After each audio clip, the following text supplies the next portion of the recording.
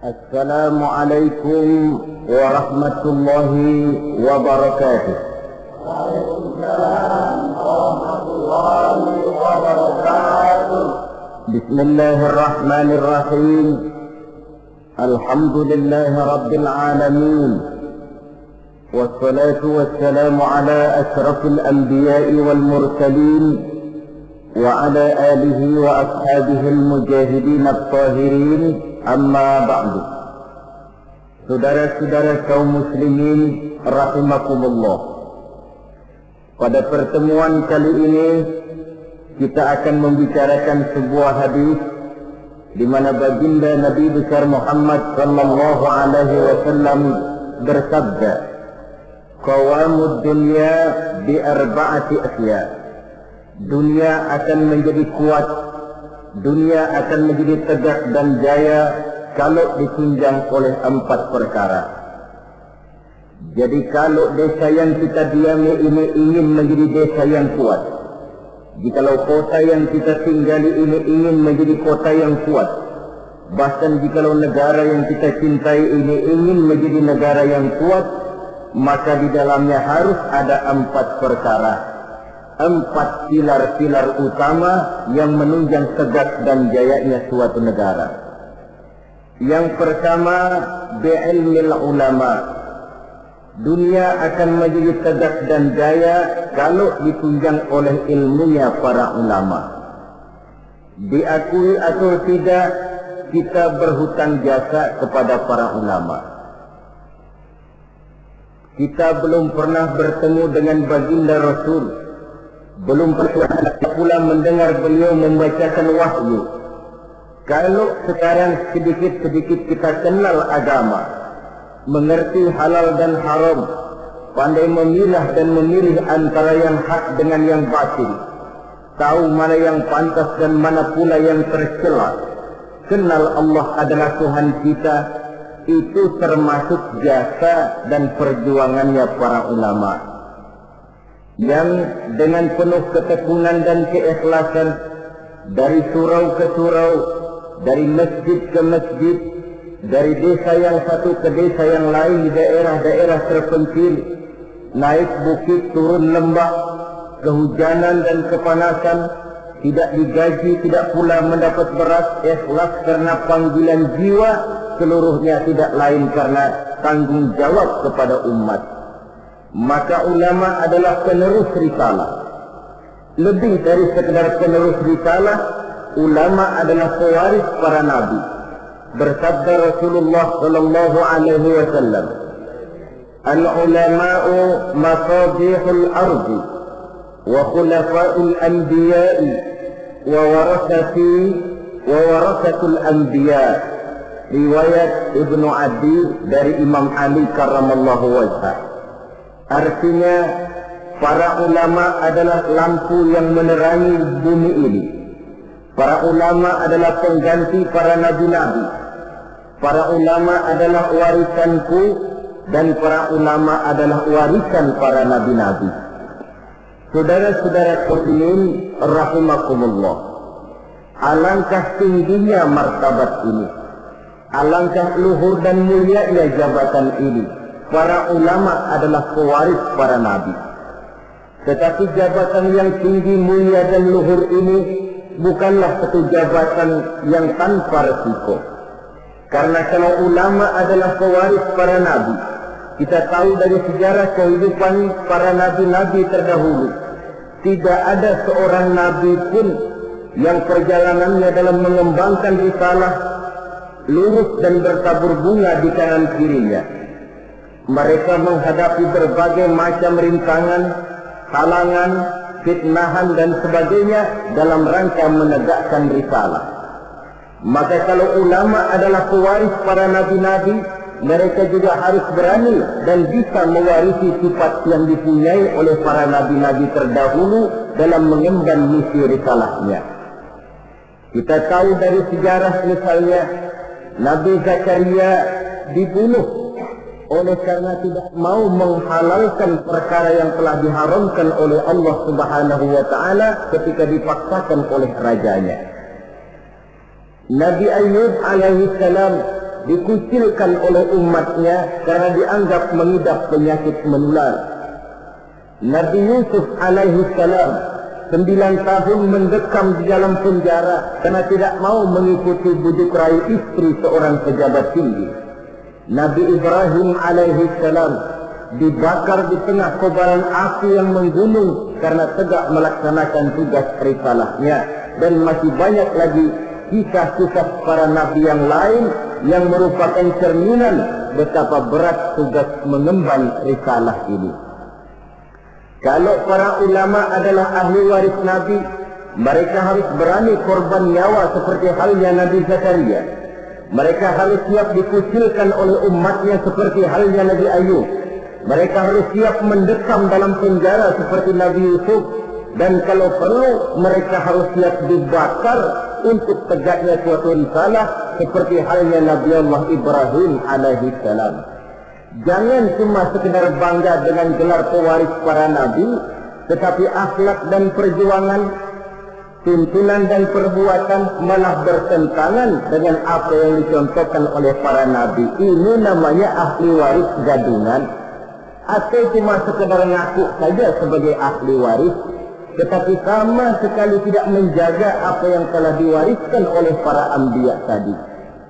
Saudara-saudara kaum muslimin rahimakumullah, pindah dari contoh dari kehidupan para nabi, kita bisa juga mengambil contoh dari kehidupan para ulama-ulama terdahulu. Beberapa yang bisa kita angkat ke permukaan, misalnya sejarah kehidupan dari ulama yang saleh dan zuhud, Sa'id bin Zubair. Ketika ia ditangkap oleh Hajjaj bin Yusuf yang menjadi gubernur di Irak ketika itu, Sa'id bin Zubair ini dituduh sebagai orang yang anti kepada dinasti Umayyah. Maka dia pun disidang oleh Raja Gubernur Hajjaj bin Yusuf ini. Sa'id bin Zubair sebagai ulama yang teguh pendirian ditanya oleh Hajjaj bin Yusuf, "Namamu siapa?" "Sa'id bin Zubair." "Tidak," kata Hajjaj, "namamu bukan Sa'id bin Zubair, tapi namamu Saqif bin Qusair." Dibaliknya nama itu. Sa'id bin Zubair artinya si bahagia, anak si teguh. Kalau Saqif bin Qusair artinya si sempit bin si pecah. Kata Hajjaj bin Yusuf, "Celaka benar orang tuamu yang telah memberikan nama seperti itu kepadamu." Yang menentukan celaka dan bahagia seseorang itu cuma Allah, kata Sa'id bin Zubair. "Diam kamu," kata Hajjaj bin Yusuf. "Nanti saya lemparkan kamu ke neraka. Kalau memang kamu yang punya neraka, sudah sejak lama engkau saya jadikan Tuhan," kata Sa'id bin Zubair. "Menurut pendapatmu, Imam Ali di surga atau neraka?" kata Hajjaj bin Yusuf. "Cuma Allah yang menentukan seseorang di surga atau neraka," jawab Sa'id bin Zubair. "Menurut pendapatmu, khalifah yang 4 itu mana yang paling baik?" "Semuanya baik.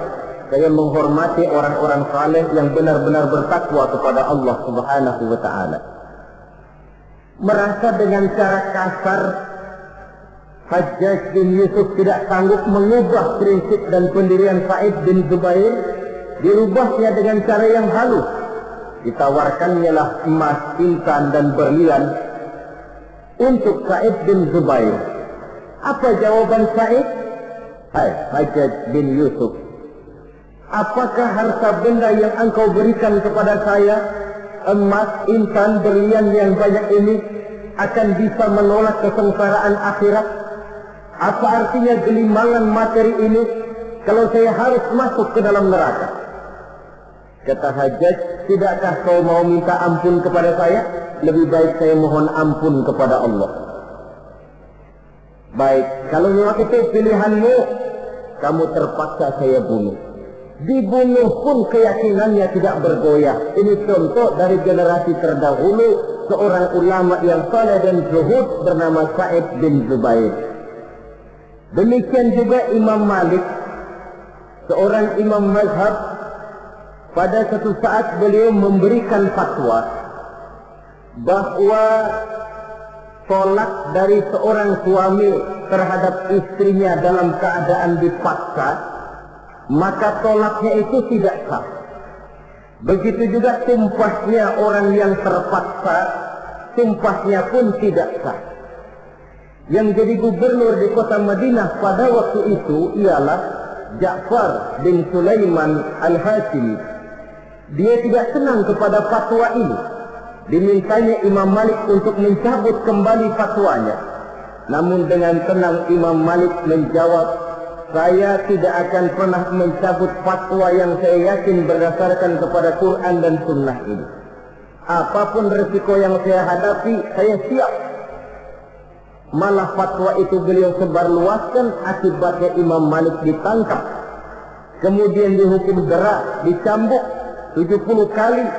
Sampai pun dikala hendak ajal, bekas cambukan itu masih nampak di punggung beliau yang mulia ini. Saudara-saudara, ketika hal ini diadukan oleh khalifah kepada khalifah, yaitu Abu Mansur, maka Imam Malik dipanggil oleh beliau. Apakah kau ingin membalas perlakuan gubernur Madinah yang sewenang-wenang kepadamu? Jawab Imam Malik, saya tidak akan membalas. Begitu akhlak dari ulama yang teguh pendirian. Demikian juga Imam Ahmad bin Hanbal, yang karena teguh mempertahankan fatwa, prinsip dan pendiriannya, beliau mendekam dalam penjara bahkan sampai melampaui 3 masa kekhalifahan, sejak Al-Ma'mun, Al-Mu'tasim sampai Khalifah Al-Wasiq. Ada satu contoh lagi, Imam Nawawi rahimahullah. Beliau tinggal di negeri Syam yang diperintah oleh Raja Zahir Baibars. Satu saat negeri Syam ini dihantam oleh musim kemarau yang panjang. Rakyat kelaparan, binatang ternak kelaparan, ditambah lagi oleh ancaman dari orang-orang barbar yang sangat mengancam keamanan negara pada waktu itu. Maka satu hari khalifah atau pemimpin Zahir Baibars ini mengumpulkan para ulama untuk meminta persetujuan mereka. Maksud raja ingin mengambil dana dari seluruh rakyat negeri Syam untuk biaya perang mempertahankan negara dari kemungkinan serangan kaum barbar. Sebagian besar para ulama pada waktu itu tertunduk, hanya bisa menyetujui apa yang dikomandokan oleh rajanya ini. Lain dengan Imam Nawawi rahimahullah. Beliau dengan tenang menjawab, Tuan Raja, saya bukan tidak setuju untuk mengambil pajak biaya dari rakyat untuk membiayai perang. Tetapi saya melihat rakyat kita ini sekarang sedang susah dan sengsara. Musim kemarau panjang, binatang ternak mati, rakyat kita sudah cukup susah. Menurut pendapat saya, kata Imam Nawawi, lebih baik tuan-tuan sajalah yang mengeluarkan biaya. Tuan dulu adalah budak dan belum memerdekakan diri tuan. Tuan juga mempunyai budak-budak belian, mempunyai dayang-dayang yang mereka itu berpakaian mewah, bertasakan emas, intan, berlian. Daripada rakyat kecil yang kita peras, Tuan Raja, lebih baik anggota kerajaan saja yang sudah cukup menikmati kekayaan. Rakyat yang sudah kadung sengsara, jangan ditambah lagi kesengsaraannya. Raja tentu melotot. Kata raja, Tuan Imam, tidak pantas Tuan bicara macam itu di majlis ini. Kalau Tuan anggap saya tidak pantas bicara semacam itu, ketahuilah, lebih tidak pantas lagi saya ikut memberikan fatwa untuk memerah rakyat yang memang sudah miskin. Kalau begitu keluar saja kamu dari sini. Baik, keluar Imam Nawawi dari kota Damaskus, pulang kembali ke desa beliau, satu desa kecil bernama Nawa, sehingga beliau disebut Nawawi karena kelahiran kota Nawa itu. Setelah Imam Nawawi kembali ke kota Nawa ini, para ulama-ulama yang tadi kagum dengan pendirian imam yang teguh ini, mereka beramai-ramai datang menghadap raja. Tuan Raja, sebaiknya Imam Nawawi jangan diusir. Sebaiknya minta beliau kembali tinggal ke Damaskus, di Damaskus, karena beliau tempat kami bertanya, beliau tempat kami mengadu, beliau pergi kami merasa kehilangan sekali. Raja yang memang marahnya sudah reda, akhirnya membentuk satu panitia, memanggil kembali Imam Nawawi masuk ke kota Damaskus dengan segala kebesaran akan disambut. Apa jawab Imam Nawawi? Selama Raja Zahir Baibas masih tinggal di kota Damaskus, saya tidak akan pernah masuk ke kota Damaskus. Kalau dia sudah keluar dari sana, saya akan baru masuk ke kota Damaskus. Ini satu contoh dari ulama yang teguh memegang prinsip dan pendirian. Demikian juga halnya nasib yang menimpa Ibnu Taimiyah, yang mendekam dan meninggal dalam penjara. Nasib Abdul Qadir Audah, Sayyid Qutb, Hasan Al-Banna, ada yang meninggal dalam penjara, ada yang gugur di tiang gantungan, seluruhnya tidak lebih karena membela dan mempertahankan suatu prinsip, keyakinan dan pendirian. Inilah sikap mental dari yang namanya pewaris para anbiya. Jadi jangan cuma tergoda dengan suatu kebesaran tapi tidak mengerti apa makna kebesaran yang kita sandang itu. Saudara-saudara kaum muslimin rahimakumullah. Dengan demikian, maka ulama memang ahli waris para nabi. Tetapi di antara para ahli waris ini, ada yang teguh dan kuat menjaga warisan, ada yang tidak tahan godaan untuk menjaga warisan. Rasul wafat seolah-olah beliau berkata, "Hai para ulama, aku meninggalkan kamu semua. Aku tidak tinggalkan emas dan berlian. Aku tidak tinggalkan kebun dan pabrik. Aku tinggalkan Islam kepadamu. Engkau adalah ahli warisku. Jagalah Islam ini baik-baik." Tinggallah para ulama yang menjadi ahli waris Nabi. Ada di antara mereka yang teguh menjaga warisan. Walaupun lapar, walaupun haus, walaupun hidup serba miskin, mereka tidak akan pernah menjual warisan. Ulama inilah yang merupakan pewaris yang perlu kita ikuti. Walaupun seperti yang disabdakan Nabi, "Sayati ala ummati zamanun, al-qabidu ala dinihi kal-qabid ala jamrah." Akan datang satu zaman di tengah umatku, di mana pada zaman itu orang yang kuat dan teguh memegang agama seperti memegang bara di tangan. Dipegang, tangan terbakar, dilepas bara terbuang. Ulama yang teguh menjaga warisan Nabi tidak goyah prinsip, keyakinan dan pendiriannya bagaimanapun panasnya dia memegang agama. Sebaliknya di pihak lain ada juga para ulama yang setelah diwariskan Islam oleh Nabi ini, mereka tidak tahan penderitaan, mereka tidak tahan lapar, mereka tidak tahan haus. Daripada tidak punya apa-apa, kan lebih baik punya apa-apa. Daripada kelaparan, kan lebih baik kenyang. Ini ada warisan Nabi bernama Islam, jual saja warisan ini. Maka dijualnya warisan tadi. Turunlah dia dari pewaris Nabi menjadi bekas pewaris dari para nabi-nabi. Saudara-saudara kaum muslimin, ini termasuk dalam hadis yang diriwayatkan oleh Imam Hakim dari Anas, bersabda Rasulullah sallallahu alaihi wasallam, "Wailun li ummati min ulama'i su'i yattakhiduna hadzal ilma tijaratan yadha min umara'i zamanihim rabhan li anfusihim la arbahallahu tijaratahum."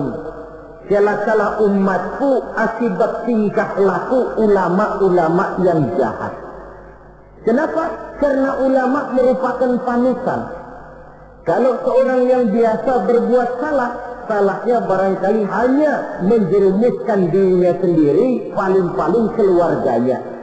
Tapi kalau seorang ulama salah, sedangkan di masyarakat dia menjadi panutan dan contoh, kesalahannya akan menjerumuskan puluhan, ratusan, ribuan, bahkan mungkin jutaan umat yang mendengar fatwa dan nasihat-nasihatnya. Jika kalau Nabi mengatakan, "Wailun li ummati min ulama'is su'," celaka umatku akibat tingkah laku ulama yang jahat perangainya ini. Bagaimana tingkah laku mereka? Kata Nabi, yattaqizuna hadzal ilma tijaratan yabi'unaha min umara'i zamanihim. Mereka mengambil ilmu agama ini sebagai barang dagangan yang mereka jual kepada penguasa zaman mereka. Agama dijadikan semacam ajang bisnis. Hukum halal haram bisa diatur menurut selera penguasa. Yang penting si ulama mendapat keuntungan. Celakalah agama dan celakalah umat. Kalau ulama sudah menjadikan ilmu agama ini sebagai barang dagangan yang diperjualbelikan kepada penguasa di zaman mereka hidup. Dengan harapan apa? Rabahan li anfusihim, mengharap keuntungan bagi diri mereka sendiri. La arbahallahu tijaratahum. Nabi menjanjikan Allah sama sekali tidak akan menguntungkan perniagaan mereka itu. Saudara-saudara kaum muslimin rahimakumullah. Kadang-kadang waktu belum dapat apa-apa suaranya nyaring. Ustaz, ini hukumnya apa? Haram. Waktu belum dapat apa-apa, tapi sedikit dapat duit mulai ditelok suaranya. Yang tadinya bilang nyata-nyata haram, sekarang halal.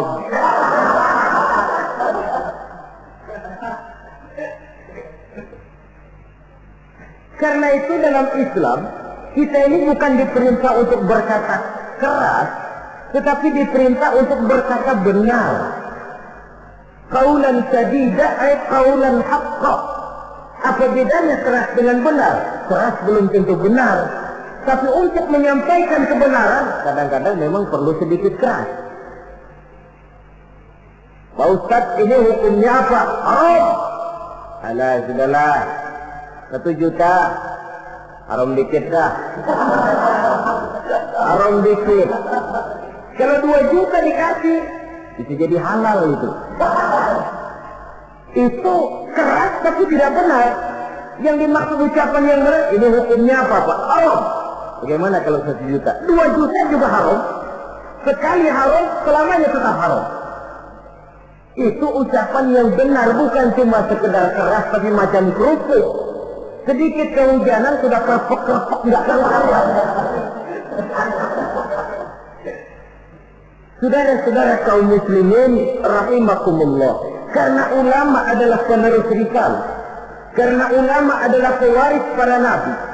Maka kesalahan para ulama mempunyai dampak dan resiko yang sangat besar, sebab kesalahan itu akan diikuti oleh umat. Tidak benar kalau Nabi katakan wailun li ummati min ulama'i su'. Celaka umatku akibat tingkah pola dari ulama-ulama yang jahat ini.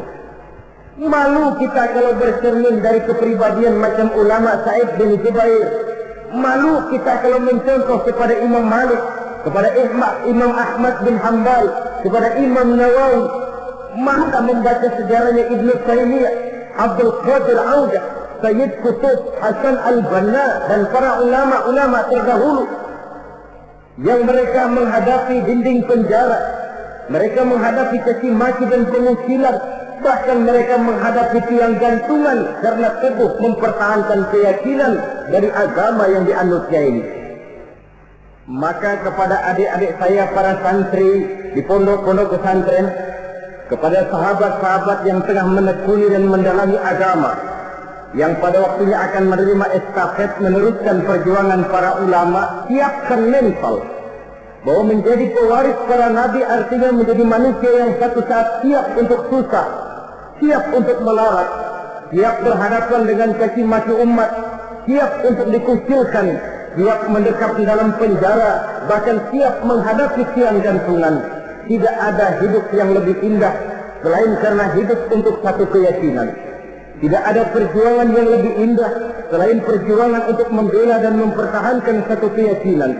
Dan tidak ada mati yang lebih indah selain mati untuk satu keyakinan. Saudara-saudara kaum muslimin rahimakumullah. Saya kembali kepada pokok persoalan. Sebagai pewaris para nabi, memang ini merupakan satu kehormatan yang mulia dan terpuji, tapi bukannya tanpa resiko. Jadilah para pewaris yang teguh memegang warisan dan jangan menjadi ahli waris yang karena berbagai godaan lalu menjual warisan tadi sehingga kita termasuk bukan lagi sebagai ahli waris tetapi sudah bekas dari ahli waris. Pantas kalau Al-Imam Al-Ghazali rahimahullah di dalam Ihya-nya beliau menjelaskan bahwa pada dasarnya ulama itu dua macam. Pertama, oleh beliau dinamakan ulama akhirat. Yang ciri-cirinya, pertama, mereka itu mengajak manusia ila tauhid, mengajak manusia dari kemusyrikan kepada tauhid, dari ketergantungan kepada benda menjadi orang yang hanya bergantung kepada Allah. Yang kedua, mereka mengajak manusia minar rughdi ila zuhdi, dari tamak dan rakus kepada dunia menjadi sikap zuhud. Yang ketiga, mereka mengajak manusia minar riya ila ikhlas, dari penyakit riya kepada sifat terpuji yang bernama ikhlas. Yang keempat, mereka mengajak manusia minal adawah ila nasihat, dari sikap permusuhan kepada sikap saling nasihat menasihati. Adapun yang kedua, yang oleh beliau dinamakan ulama dunia dan dalam bahasa populernya dinamakan ulama usu atau ulama-ulama yang jahat, termasuk cirinya di antara mereka ulama yang suka memberikan fatwa yang sesat, atau kalau tidak sesat tapi membuat bingung umat. Hukum yang sudah jelas dibikin remeng-remeng, samar-samar sehingga umat lalu menjadi kebingungan. Atau ulama yang suka menyebarkan fitnah, jual muka, jilat sana, jilat sini untuk mendapatkan kedudukan. Kemudian juga termasuk penjilat dan bermoral rendah, selalu kasak-kusuk mengejar kedudukan, kalau perlu menggunting dalam lipatan, menjegal kawan seiring, tidak jadi soal asal dia bisa naik ke atas. Karena itu, sungguh pun kita diperintahkan untuk mengikuti ulama, marilah mengikuti ulama yang benar-benar teguh menjaga dan memelihara warisan dari para nabi ini.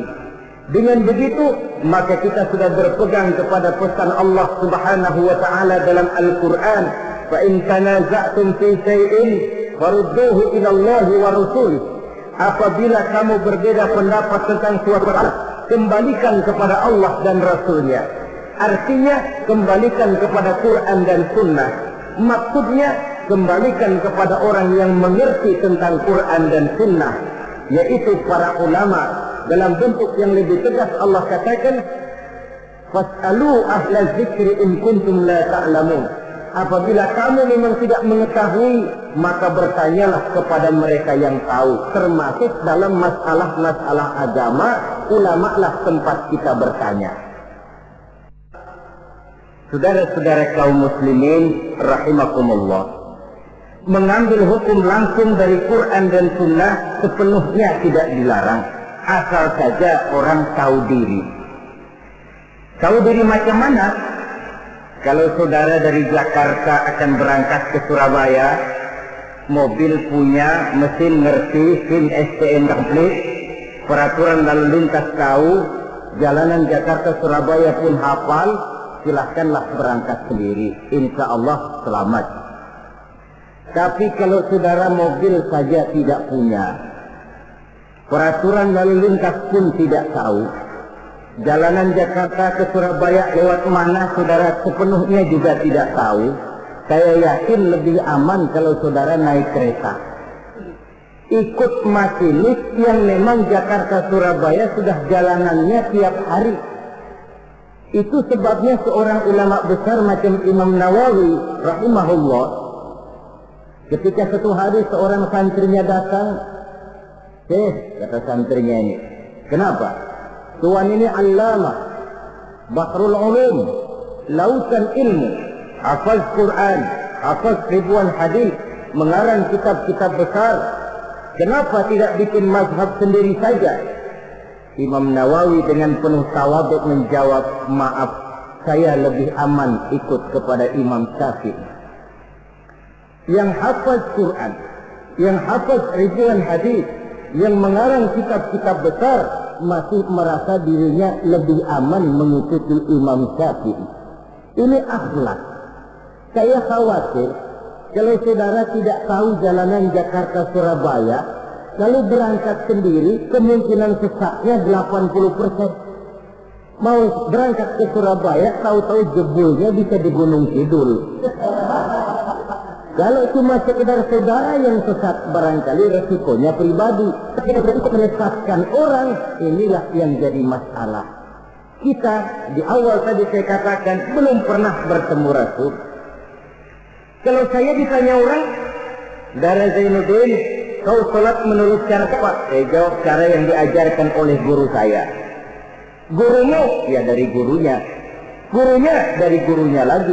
Terus sambung menyambung sampai kepada Imam Syafi'i. Imam Syafi'i dari mana? Dari gurunya. Imam Malik atau Imam Waqi'. Imam Malik dari gurunya, dari gurunya, dari gurunya sampai kepada tabi'ut tabi'in. Tabi'ut tabi'in tentu dari tabi'in. Tabi'in tentu dari sahabat. Sahabat dari Nabi. Nabi dari Jibril, Jibril dari Allah Subhanahu wa Ta'ala. Sengkolnya sih tetap di sana, cuma sambung menyambung secara mutawatir sampai kepada kita sekarang ini. Ayat Quran elastis, dibawa kemanapun dia mau, tergantung niat baik dari orang yang mentafsirkannya. Kalau dia ditafsirkan oleh orang yang tidak memenuhi persyaratan untuk menafsirkannya, bukan mustahil terjadi manipulasi ayat untuk kepentingan pribadi. Inilah yang tidak diinginkan dan inilah yang dikhawatirkan. Oleh karenanya, ulama merupakan ahli waris dari para nabi dan kita menjadi ulama yang benar-benar teguh menjaga dan memegang warisan tadi.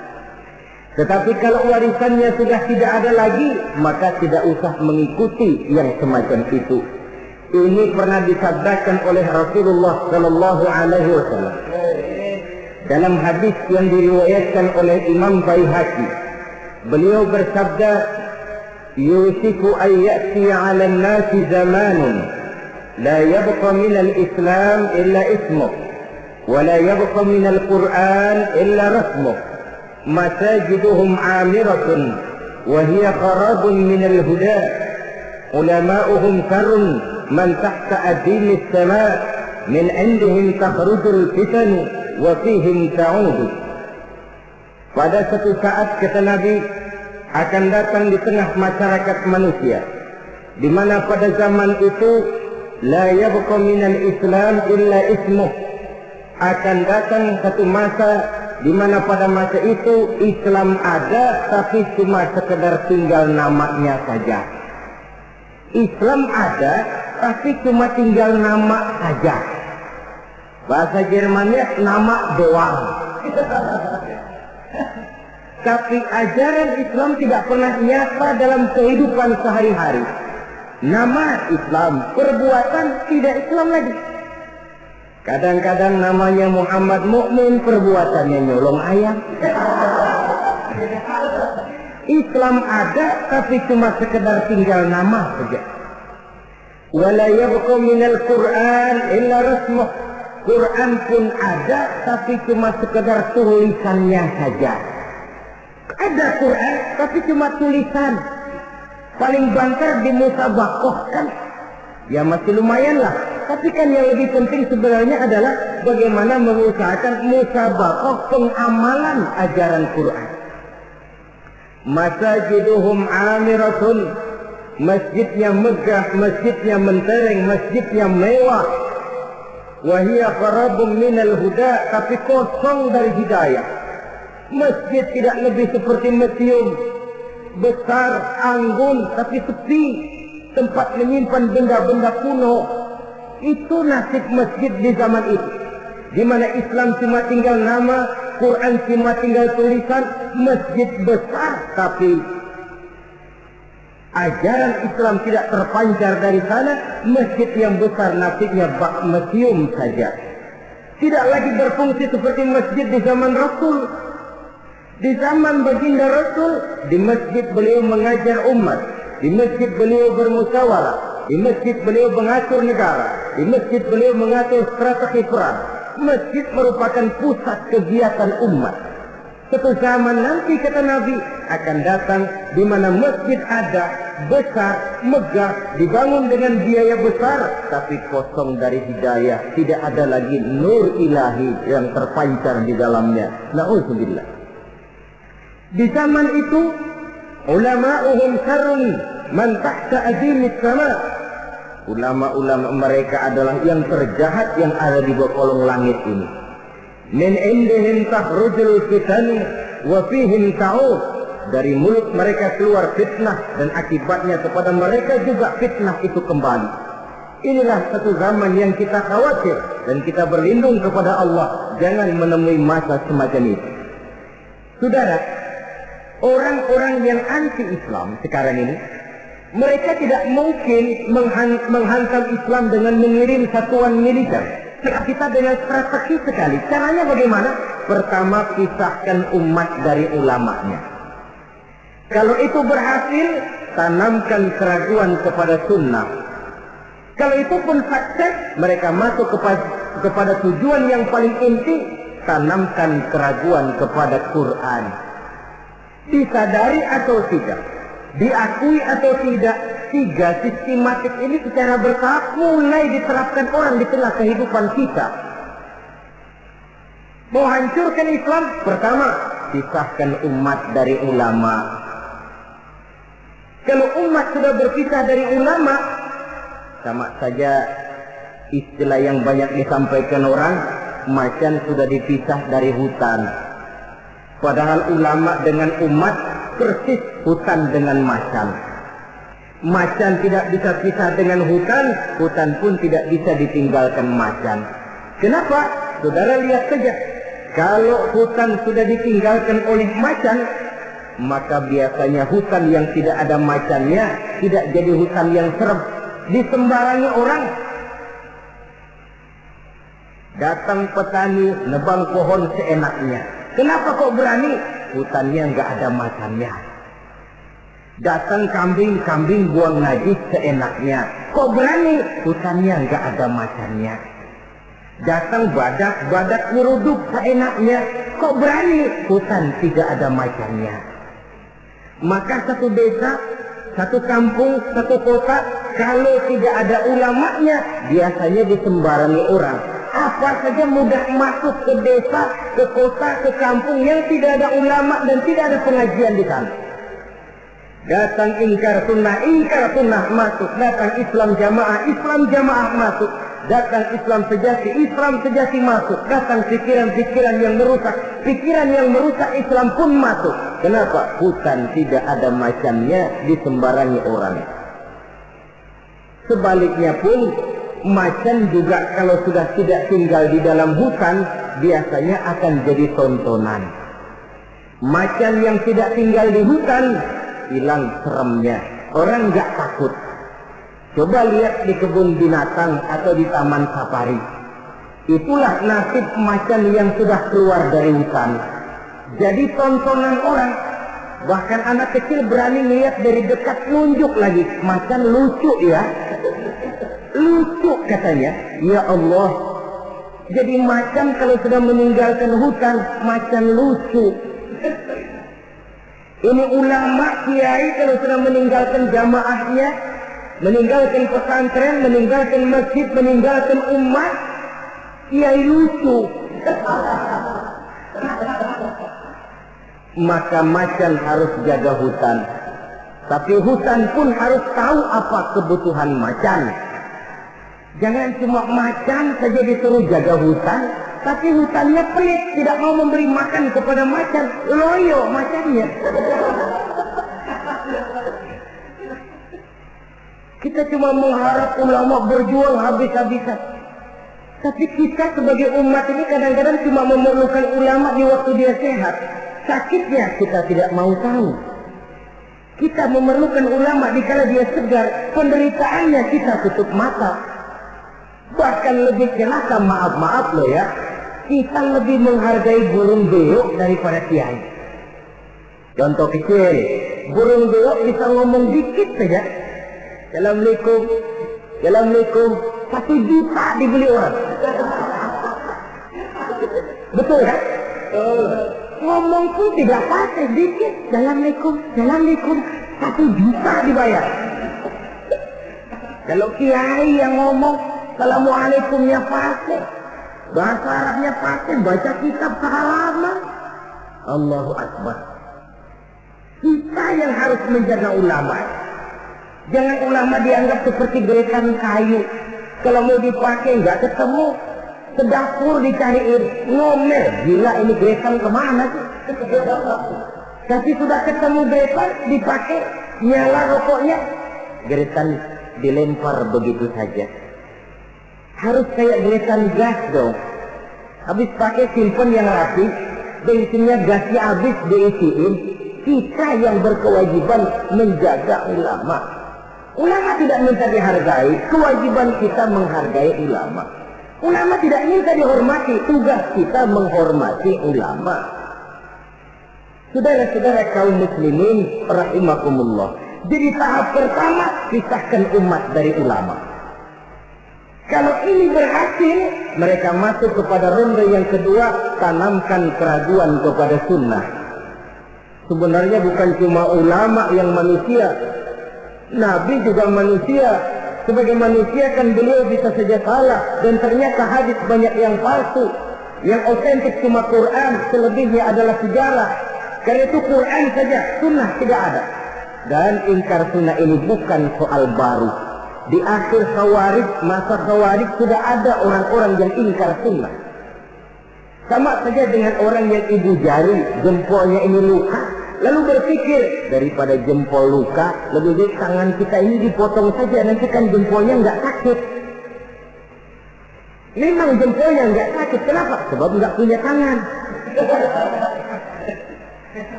Kalau toh hadis memang ada yang palsu, kenapa tidak yang palsu itu saja yang disingkirkan? Kan masih banyak hadis yang sahih, hasan dan lain sebagainya. Itu perlunya ilmu mustalahul hadis. Saudara-saudara kaum muslimin rahimakumullah. Kalau ini pun berhasil, mereka akan masuk kepada yang paling target utama, menanamkan keraguan kepada Al-Quranul Karim. Ini Quran lahir 14 abad yang lalu dan berhasil menjawab tantangan zaman itu. Ini namanya pola pikir yang kata mereka dialektika historis, berpikir menurut dialeknya sejarah. Sekarang adalah abad neutron, abad Challenger, abad komputer. Masih mampukah Quran yang lahir di zaman onta menjawab tantangan zaman ini? Ditanamkan keraguan kepada sunnah. Mereka cari ayat-ayat, spesialisnya mencari ayat-ayat untuk menghantam kelemahan kita itu sendiri. Saudara-saudara, sistematiknya begitu. Dipisahkan kita dari ulama, ditanamkan keraguan kepada sunnah, dan klimaks paling puncak ditanamkan keraguan kepada Al-Quranul Karim.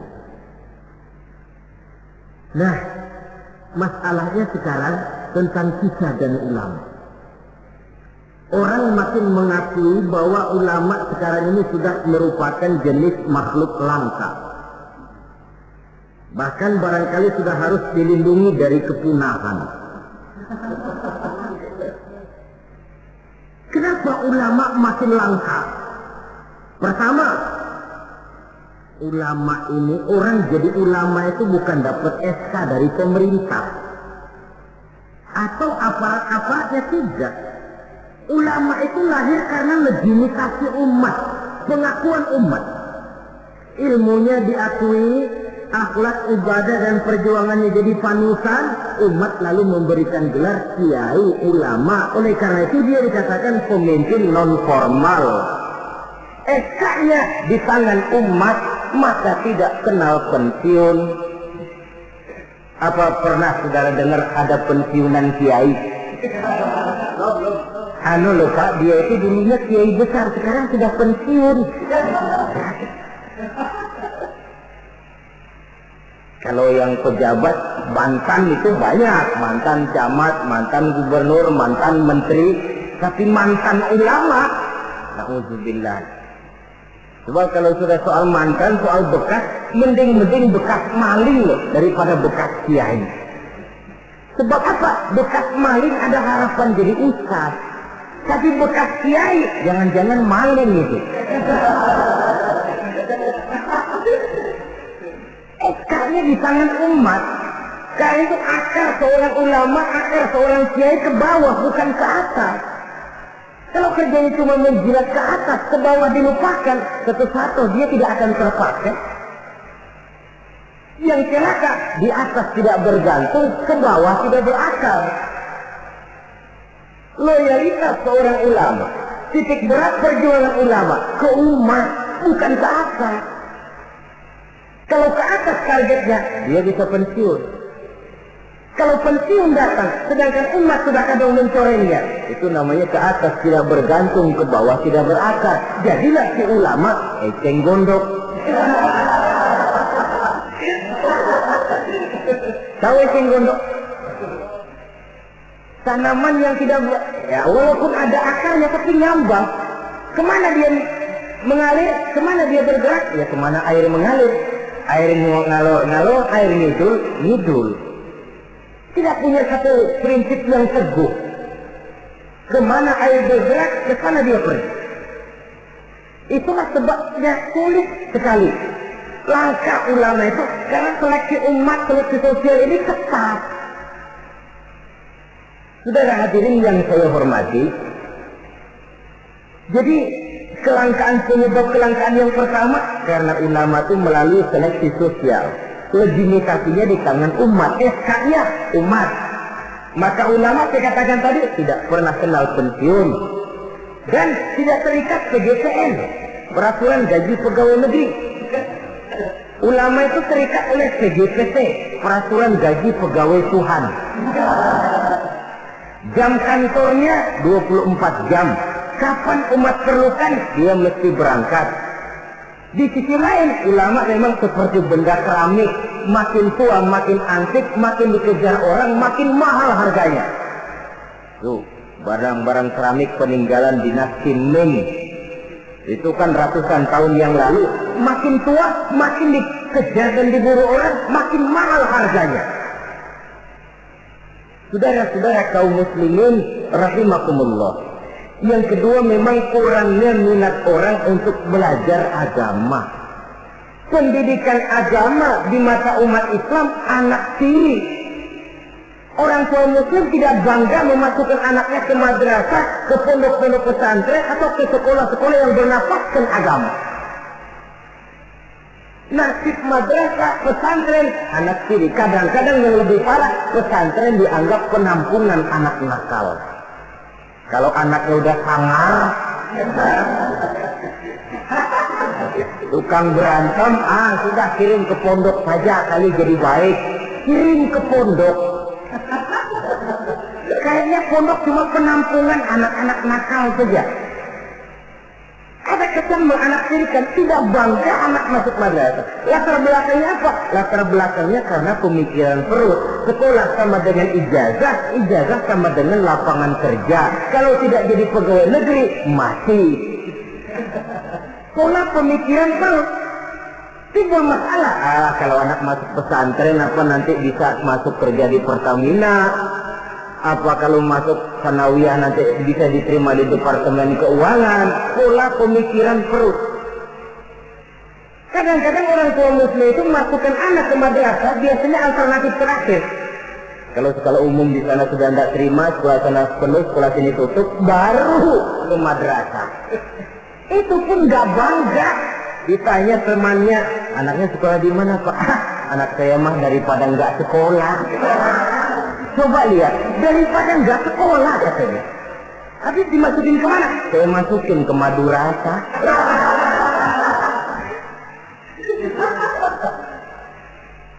Padahal satu hadis Nabi pernah memberikan gambaran. Inna Allah la yaqbidul ilma intiza'an yantazi'uhu min suduril ibad, walakin yaqbidul ilma biqabdil ulama. Allah subhanahu wa ta'ala menarik ilmu pengetahuan tidak dengan mencabutnya dari hati seorang hamba, tapi Allah menarik ilmu pengetahuan dengan jalan mewafatkan ulama. Dan kenyataan mengajarkan kalau lurah mati, hari ini dia mati, besok naik gantinya. Camat meninggal, lusa dilantik gantinya. Jenderal wafat, minggu depan naik gantinya. Tapi kalau sudah kiai wafat, ulama meninggal, 5, 10, 15, 20 tahun yang akan datang, belum tentu akan muncul gantinya. Saudara-saudara kaum muslimin rahimakumullah. Dua penyebab ini yang menyebabkan langkahnya ulama. Di antara yang langka itu pun lebih langka lagi yang teguh dan kuat memegang warisan. Oleh karenanya kita mempunyai pengharapan yang besar. Apalagi seorang ulama tidak mutlak harus muncul dari pondok pesantren. Mungkin saja dari perguruan tinggi umum yang diimbangi dengan mengaji, mendalami kitab-kitab agama dari ulama-ulama terkemuka, hingga dia bisa memadukan antara kemampuan intelektualnya dengan bimbingan keagamaan, berpadu nur ilahi dengan kemajuan sains, menjadi teknokrat yang berjiwa agama dan berilmu agama. Saudara-saudara kaum muslimin rahimakumullah, sama saja saudara punya gelas satu lotin, 2 hari sekali pecah satu, lama-lama kan habis. Saudara tidak usah bingung kalau pabriknya mesti terus bikin gelas. Sebaliknya, saudara punya gelas satu gudang, 1 hari sekali pecah satu, lama-lama habis kan. Pabriknya sudah kadang berhenti bikin gelas. Begitu gelas saudara habis, pabriknya berhenti bikin gelas. Kira-kira di mana kita minum? Bisa pakai tangan, bisa dibatok, bisa pakai daun lah. Ulama wafat, kita sedih. Tapi tidak usah bingung kalau pabrik yang bikin ulama itu masih jalan terus. Apakah itu majelis taklim, pondok-pondok pesantren, pembinaan keagamaan secara intensif. Karena memang makin ke depan tantangan ini makin tidak ringan.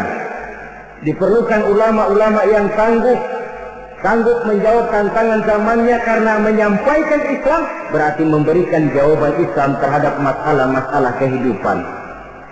Saudara-saudara kaum muslimin rahimakumullah, sebuah riwayat ingin saya sampaikan menutup uraian yang singkat ini.